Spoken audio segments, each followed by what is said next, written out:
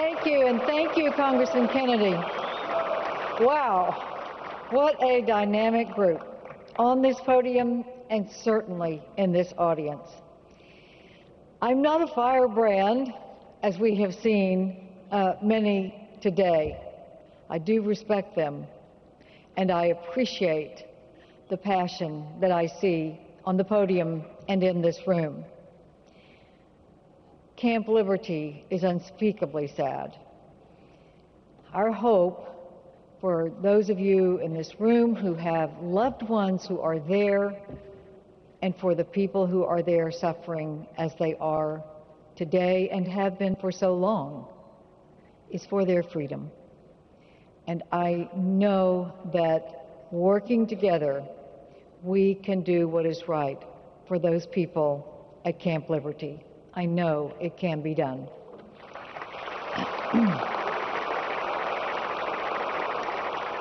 Of course, I, like everyone here, what had happened so tragically last night. But the bottom line really is the issue of Iran and its government that is oppressing the people again and again and again. If the answers were easy, we wouldn't be here. They are not. And I do think it is incumbent on all the people of freedom-loving countries to band together to try to help the people who are seeking the rights that we enjoy. The list of U.S. concerns is straightforward. It's very kind of easy. We want to support a government in Iran that will not support terrorism, threaten their neighbors, and most certainly not have nuclear weapons capabilities. And I think it is the understatement of the year that the gradual approach of P5+1 has failed. It has failed because there is a lot of talk, but never any action. The talk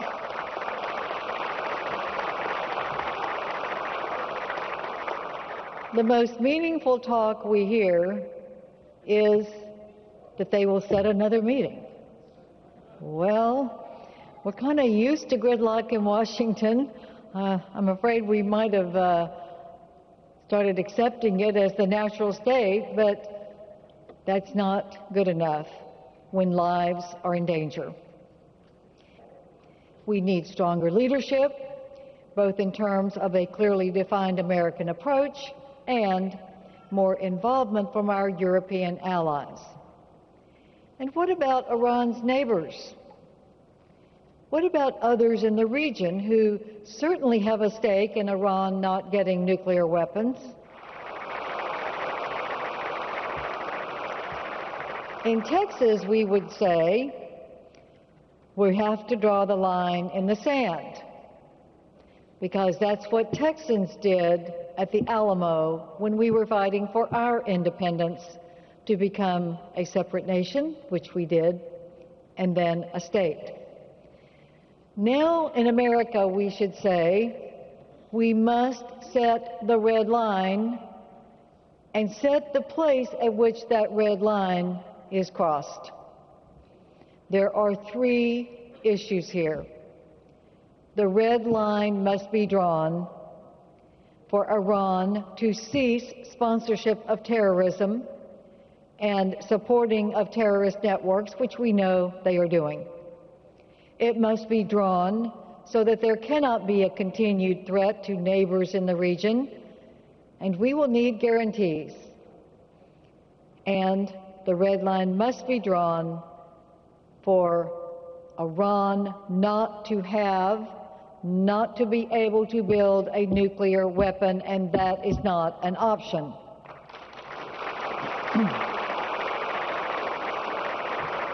When I look out at this group who are so committed and so passionate about having a nuclear-free, secular Iran with universal rights for all, I know that the secret weapon that will eventually win, and I do believe it will, is the Iranian people themselves, and people who have escaped or people who are trying now from the outside to continue the passion that you have. As the country gears up for elections this next July, we should revisit what we saw in the streets of Iran. We cannot forget those ordinary Iranians taking their lives in their hands when they were denied a free and fair election. An act that truly surprised the international observers at the time. It was a tremendous act of bravery, and that spirit certainly is going to be a formidable force in Iran's future. One of the defining moments of that time has been mentioned by General Jones, Neda. Neda, that beautiful young woman, standing in the streets and shot dead on by one of the Iranian militia. And it became an instant signal around the world of the brutality of this regime and the young Iranians that were fighting for their own freedom by standing there and taking their lives in their hands. She was a symbol of the role of women who will play a major role in any democratic Iran, and which is being led right now by you, your organization, and led by a woman as well. As I watched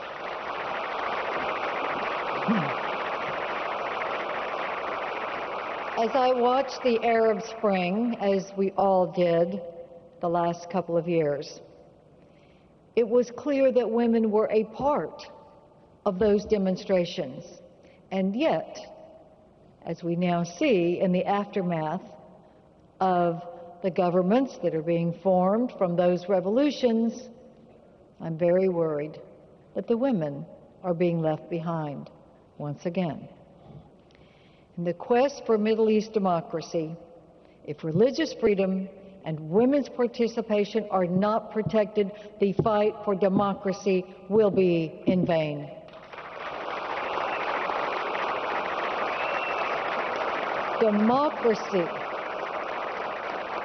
Democracy is not just voting.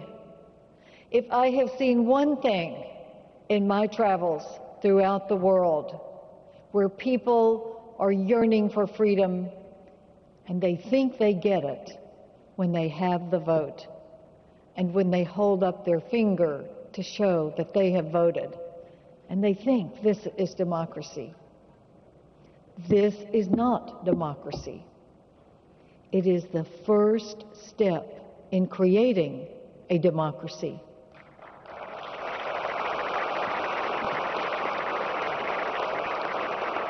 A democracy is shown in a different way. I'm new to speaking to this group, but I am not new to the issue of delisting this group. I supported that as a United States Senator.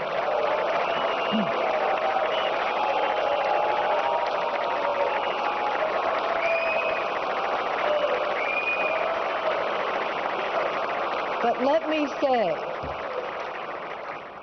it is not voting that delisted this organization. It is our Constitution and our balance of powers. It was the judiciary that said this organization was listed unfairly. And it was the pressure of the judiciary, not the political system, that assured at the last moment possible that MEK was delisted.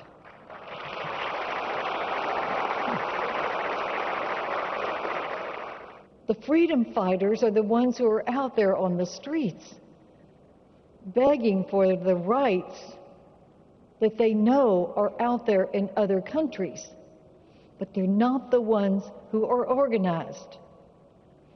The ones who are organized must step forward.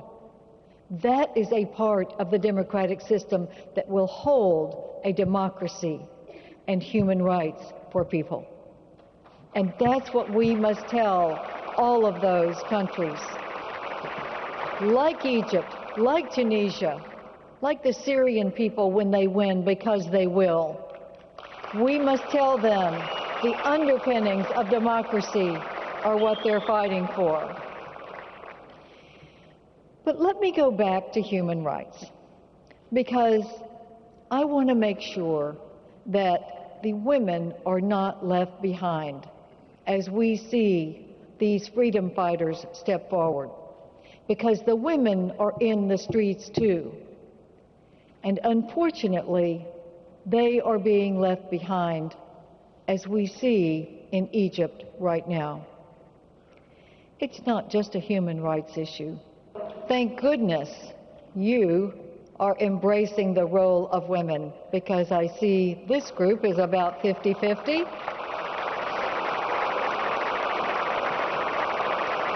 And your leaders are most certainly inclusive of women and led by women. And that's the way it should be.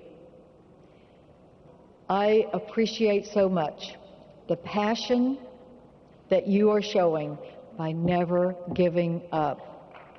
Never giving up.